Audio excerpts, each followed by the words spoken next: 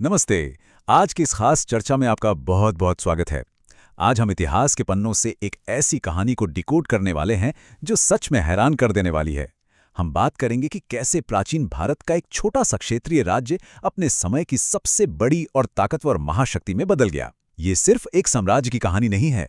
ये राजनीति, युद्ध और संस्कृति का एक ऐसा संगम है जिसने पूरे भारतीय उपमहाद्वीप का नक्शा हमेशा के लिए बदल कर रख दिया। तो चलिए बिना किसी देरी के शुरू करते हैं। तो चलिए सीधे मुद्दे पर आते हैं। जरा सोचिए, आखिर वर्तमान बिहार के एक छोटे से हिस्से से शुरू हुआ ये राज्य पूरे प्राचीन भारत की सबसे बड़ी महाशक्ति बना कैसे? मतलब ये कोई छोटी मोटी बात नहीं है।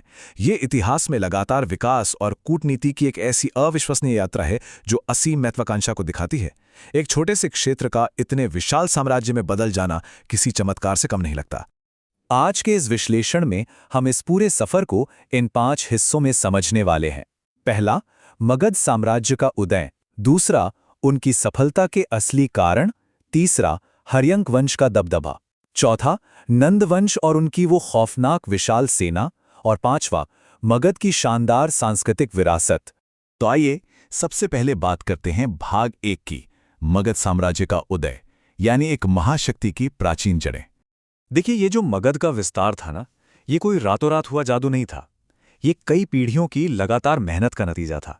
हर्यंक, शिशुनाग और नंद राजवंशों ने एक के बाद एक अपनी सैन्य जीतों और मजबूत अर्थव्यवस्था के दम पर इस साम्राज्य को बड़ा किया। और इसी मजबूत नींव पर आगे चलकर मौर्य शासक चंद्रगुप्त ने उत्तर भारत के एक बहुत बड़े हिस्से को एक ही झंडे के नीचे ला खड़ा किया। अब चलते हैं दूसरे हिस्से पर। आखिर मगध की इस भारी सफलता का राज क्या था? वो कौन से कारण थे जिन्होंने उन्हें इतना ताकतवर बनाया? अगर गहराई से देखें तो मगध की कामयाबी मुख्य रूप से इन 4 मजबूत स्तंभों पर टिकी थी। सबसे पहले, गंगा के उपजाऊ मैदान। यहाँ चावल और अनाज की इतनी बम्पर पैदावार होती थी कि खजाना हमेशा भरा रहता था। दूसरा, नदियों के जाल ने उन्हें एक प्राकृतिक सुरक्षा दी और नदी के रास्तों से मगध व्यापार का एक बहुत बड़ा जंक्शन बन गया। मतलब आर्थिक रूप से वो बेहद मजबूत थे। और इसी आर्थिक ताकत से उन्होंने अपनी राजनीति और सेना को पूरी तरह से केंद्रीकृत कर लिया।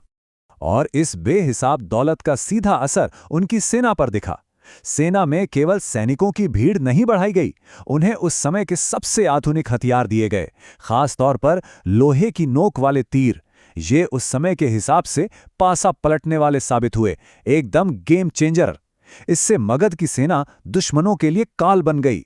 साथ ही क्षत्रिय योद्धाओं की भर्ती और घुड़सवार सेना ने उन्हें युद्ध के मैदान में लगभग अजेय बना दिया। अब अलग अलग राजाओं के बारे में बात करने से पहले जरा इस कालक्रम यानी टाइमलाइन पर नजर डाल लेते हैं, ताकि आगे की पिक्चर एकदम क्लियर हो जाए। 600 ईस्वी पूर्व में हर्यंक वंश के राजा बिंबिसार के साथ जो शुरुआत हुई, वो 345 ईस्वी पूर्व में नंदों के हाथों में गई और 321 ईस्वी पूर्व आते आते मौर्यों के उदय का कारण बनी। सत्ता का ये सफर सच में बहुत दिलचस्प है। तो चलिए आते हैं तीसरे हिस्से पर, हर्यंक वंश का प्रभुत्व।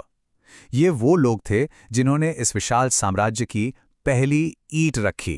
राजा बिंबिसार, इनकी रणनीतिक समझ का कोई जवाब नहीं था। उन्होंने सिर्फ तलवार के दम पर काम नहीं किया, बल्कि कूटनीति का भी बेहतरीन इस्तेमाल किया। अंगराज्य को जीतने के साथ साथ उन्होंने काशी और कोसल जैसे ताकतवर राज्यों के साथ रिश्ते बनाए। राजगृह में अपनी पहली राजधानी बनाई, सड़कें और झीलें बनवाई और व्यापार को इतना बढ़ावा दिया कि मगध का कर राजस्व आसमान छूने लगा।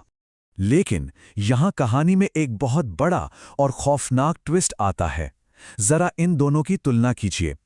एक तरफ पिता बिंबिसार, जो बुनियादी ढांचे और दोस्ती बढ़ाने में यकीन रखते थे, और दूसरी तरफ उनका अपना बेटा अजातशत्रु, सत्ता की भूख ऐसी कि अपनी महत्वाकांक्षाओं को जल्दी पूरा करने के लिए उसने अपने ही पिता की हत्या कर दी और मगध को अंतहीन युद्धों की आग में धकेल दिया।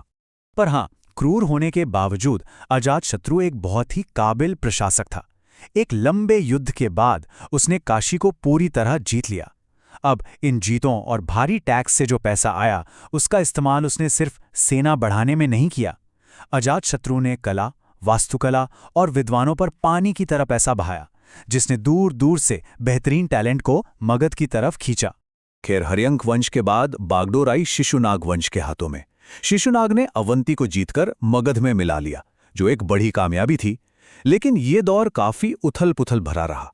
उनकी मृत्यु के बाद साम्राज्य डगमगाने लगा और अंत में एक बहुत ही हिंसक तख्ता पलट हुआ, जहां कालाशोक की हत्या कर दी गई। इस खून खराबे ने रास्ता खोला मगध के सबसे ताकतवर शासकों के लिए, नंद वंश के लिए। और यहीं से शुरुआत होती है हमारे चौथे सेक्शन की, नंद वंश और उनकी वो विशाल सेना, यानी सैन्य शक्ति का एकदम चरम। नंद राजाओं ने विस्तार का जो पैमाना सेट किया वो सच में होश उड़ा देने वाला था। पहले राजा महापद्मनंद ने साम्राज्य को खींचकर दक्षिण में गोदावरी नदी तक पहुंचा दिया। फिर धनानंद ने अवंती, गांधार, पंजाब और सिंध तक अपना झंडा गाड़ दिया। मतलब गंगा से लेकर यमुना तक उत्तर भारत का एक ऐसा विशाल साम्राज्य बन गया जिसकी पहले किसी ने कल्पना भी नहीं की थी। अब जाहिर सी बात है, इतने बड़े इलाके को कंट्रोल करने के लिए सेना भी वैसी ही चाहिए, और यहीं नंदों ने कमाल कर दिया। उनकी सेना में सिर्फ पैदल सैनिक या घोड़े नहीं थे, उन्होंने एक विशाल हाथी सेना खड़ी कर दी। जरा सोचिए, उस दौर में ये हाथी आज के भारी युद्धक टैंकों की तरह काम करते थे, जिन्हें देखकर ही दुश्मन के पसीने छूट जाते थे। लेकिन मगध सिर्फ हथियारों और युद्ध के बारे में नहीं था। आइए चलते हैं अपने पांचवें और आखिरी हिस्से पर, मगध की सांस्कृतिक विरासत। ये बात सच में हैरान करती है कि जिस वक्त अजातशत्रु खतरनाक युद्ध लड़ रहा था, ठीक उसी वक्त मगध में अध्यात्म की एक नई लहर उठ रही थी, बौद्ध धर्म। गौतम बुद्ध ने इसी धरती पर अपने उपदेश दिए, और मजे की बात यह है कि मगध के शासकों ने इस लहर का पूरा समर्थन किया। उन्होंने मठ बनवाए, भिक्षुओं को दान दिए और उन्हें टैक्स में छूट भी दी। खुद अजातशत्रु ने इसमें बहुत दिलचस्पी ली। बौद्ध ग्रंथों के मुताबिक अजातशत्रु ने ही राजगृह में बुद्ध के अवशेषों को सुरक्षित रखने के लिए सबसे पहला स्तूप बनवाया था, और तो और पहली बौद्ध संगीति यानी बौद्ध काउंसिल भी उसी के संरक्षण में आयोजित हुई थी। इन सब चीजों ने मगध को हमेशा के लिए एक बहुत बड़ा आध्यात्मिक और सांस्कृतिक केंद्र बना दिया। तो इन सब का ओवरऑल नतीजा क्या निकला? नतीजा ये हुआ कि पाटलिपुत्र और राजगृह अब सिर्फ साधारण राजधानियां नहीं रहे, वो आज के आधुनिक महानगरों की तरह बन गए। व्यापार, अर्थव्यवस्था, संस्कृति, सब कुछ यहां फल फूल रहा था। दूर दूर से व्यापारी आ रहे थे और मगध दुनिया के सबसे अमीर और व्यस्त केंद्रों में से एक बन चुका था। लेकिन, और ये एक बहुत बड़ा लेकिन है, हर चमकती चीज सोना नहीं होती। नंद राजाओं के पास अपार दौलत थी, एक अजेय सेना थी, लेकिन सत्ता के नशे में वो अंधे हो गए। अपनी ताकत के घमंड में उन्होंने अपनी ही जनता की भलाई, धर्म और संस्कृति को पूरी तरह से नजरअंदाज कर दिया। और इतिहास गवाह है कि जब जनता खिलाफ होती है तो बड़े बड़े साम्राज्य ताश के पत्तों की तरह गिर जाते हैं। नंदों की इसी अलोकप्रियता और दरबार के अंदर की आत्मसंतुष्टि ने साम्राज्य को अंदर से खोखला कर दिया, और इसी कमजोरी का सीधा फायदा उठाया चंद्रगुप्त मौर्य और उनके गुरु चाणक्य ने। उन्होंने धनानंद को उखाड़ फेंका और मौर्य साम्राज्य की मजबूत नींव रखी। तो कुल मिला के मगध का ये उदय सिर्फ एक राजा से दूसरे राजा तक सत्ता का फेरबदल नहीं था, ये भारतीय इतिहास के एक स्वर्ण युग की शुरुआत थी। शाही संरक्षण में मगध व्यापार, वाणिज्य, शिक्षा और ज्ञान का एक ऐसा केंद्र बन गया जिसने आने वाली कई सदियों तक पूरे उपमहाद्वीप को दिशा दिखाई। तो चलते चलते ये पूरी कहानी हमारे सामने एक बहुत गहरा और सोचने पर मजबूर करने वाला सवाल छोड़ जाती है। इतनी अथाह दौलत और खौफनाक सेना होने के बावजूद नंद वंश क्यों ढह गया? क्या उनका अत्यधिक भौतिकवाद और घमंड ही उनका सबसे बड़ा दुश्मन बन गया?